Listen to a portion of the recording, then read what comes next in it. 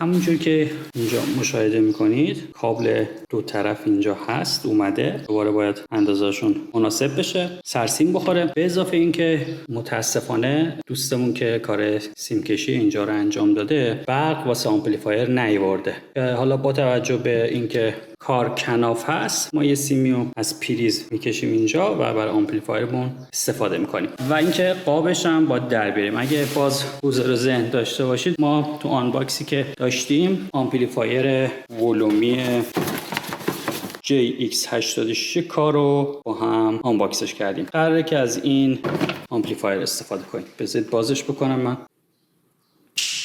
خب این همون مدل آمپلیفایری هستش که ما با هم قبلتر آنباکسش کرده بودیم.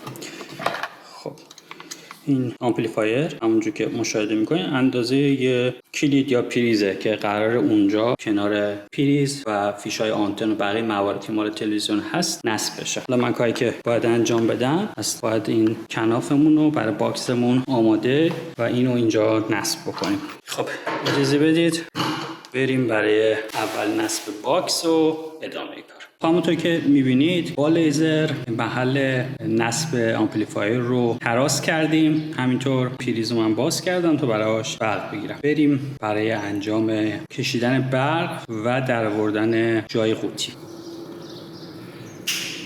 خب همونطور که میبینید من پریز باز کردم، یه فاز 0 گرفتم و سرسیم زدم و ترمینال خوش بستم. همینطور بلنگوها رو جای خودشون بس کردم، راست و چپ و مشخص کردم. حالا میتونیم بریم برای اینکه آمپلیفایرمون رو سر جای خودش نصب کنیم و انشالله روشن یه تست ازش بگیریم.